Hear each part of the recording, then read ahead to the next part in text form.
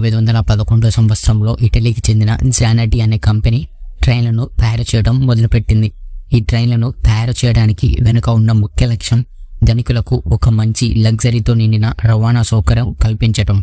ఈ ట్రైన్ ద్వారా ప్రయాణికులకు తమకు నచ్చిన ఆహారాన్ని తింటూ, తమకు నచ్చిన డ్రింకును తాగుతూ, ప్రకృతి యొక్క అందాలను ఆనందిస్తూ ప్రయాణం చేయవచ్చు. ఈ ట్రైన్లో దాదాపు ఆ కాలం టెక్నాలజీ ప్రకారం అన్ని సౌకర్యాలు ఉన్నాయి. ఇక ధనికులు ఈ ట్రైన్ గురించి తెలియాలంటే ఉచితంగా ఒక ట్రయల్ రన్ చేసి అందరికీ తెలిసేలా చేయాలని ట్రైన్ కంపెనీ జానెటీ నిర్ణయించింది. ఆ రోజుల్లో మనలా సోషల్ మీడియా కూడా లేదు కాబట్టి కంపెనీ ఇలా ఉచితంగా ట్రైన్ ప్రయాణం చేయించి అడ్వర్టైజ్మెంట్ చేయించాలని అనుకుంది. ఈ ఆలోచన తర్వాత 100 మందిని ట్రైన్ యొక్క ట్రయల్ రన్ కోసం ఎంచుకోవటం జరిగింది.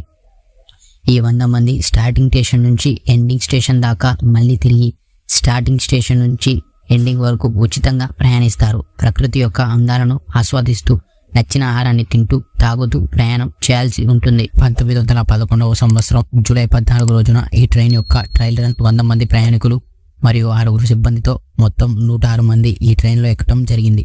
ఈ ట్రైన్లో మొత్తం 3 కంపార్ట్మెంట్లు మరియు ఒక ఇంజన్ ఉంది. ప్రయాణికులు ట్రైన్ యొక్క ప్రయాణాన్ని మరియు సౌకర్యాలను ఆస్వాదిస్తున్నారు. ట్రైన్ కదులుతున్నప్పుడు ఆ ట్రైన్ చూసేవారు చేతులూపుతూ ఆనందాన్ని వ్యక్తం చేస్తున్నారు. ట్రైన్ ప్రయాణిస్తున్న లోంబార్డీ టన్నెల్ వద్దకు చేరుకుంది. ఈ టన్నెల్ యొక్క పొడవు కేవలం 1/2 కిలోమీటర్.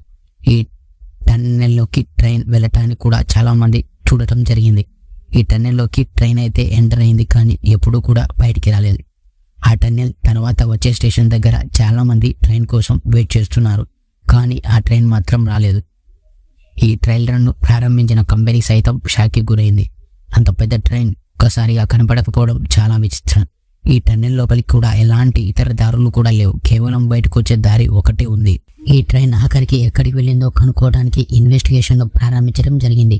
రైల్వే శాఖకు చెందిన మేనేజ్మెంట్ మరియు కార్మికులు టన్నెల్ యొక్క ఒక భాగం సెర్చ్ చేయడం ప్రారంభించారు. ఫలితం మాత్రం శూన్యం. ట్రైన్ ఎక్కడికి కూడా కనిపించలేదు. ఇన్వెస్టిగేషన్ సమయంలో 2 ప్రయాణికులు ముందుకొచ్చారు.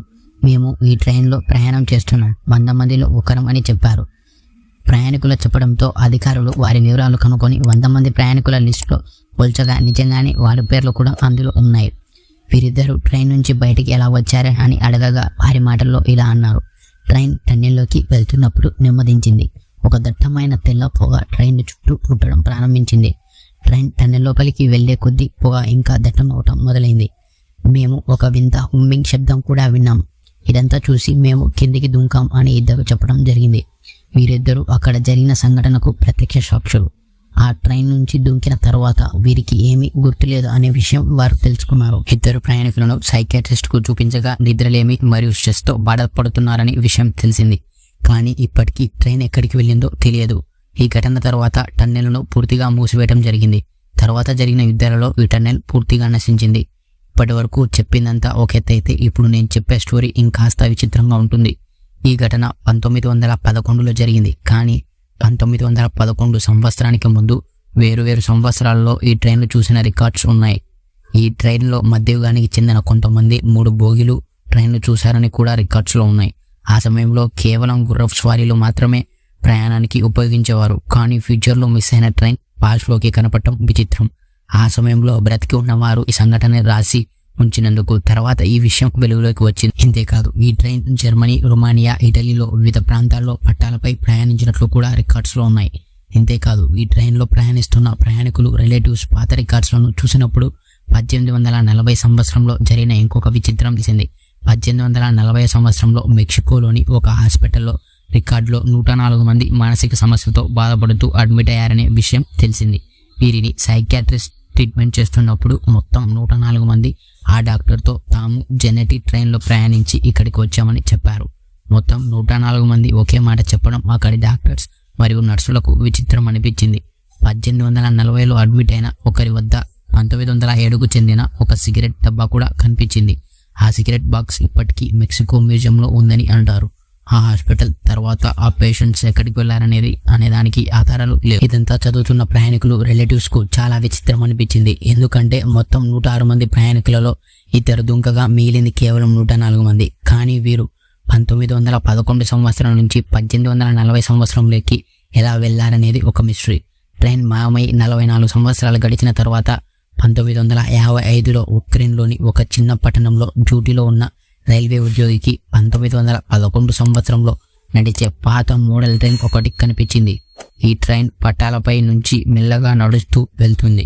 ఆ ట్రైన్లో డ్రైవర్ లేడు, ఇంకా కర్టెన్స్ వేసి ఉన్నాయి మరియు డోర్స్ తెరిచి ఉన్నాయి. తర్వాత తాను చూసిన ట్రైన్ 1911లో మిస్ అయిన జెనెటీ ట్రైన్ ఒకటే అని తెలిసింది. 1991లో ఇదే ట్రైన్ను యూరప్కు చెందిన క్రిమియాలో కూడా చూడటం జరిగింది.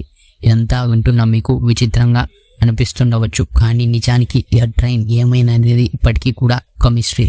కొంతమంది థియరీ మేరకు ఈ ట్రయల్ రన్ ఉన్న రోజు లంబాడీ మౌంటైన్ వద్ద భూకంపం వచ్చిందని, ఫలితంగా ఆ ట్రైన్ దట్టమైన పొగలోకి వెళ్ళినప్పుడు టైం ట్రావెల్ చేసిందని మరియు సమయం యొక్క చక్రంలో ఇరుక్కుపోయిందని, అందుకే కొన్నిసార్లు ఫ్యూచర్లో మరికొన్నిసార్లు పాస్ట్లో కనిపించిందని అంటారు. దీనిపైన మీరేమంటారో ఈ వీడియో కింద కామెంట్ అయితే తెలియజేయండి.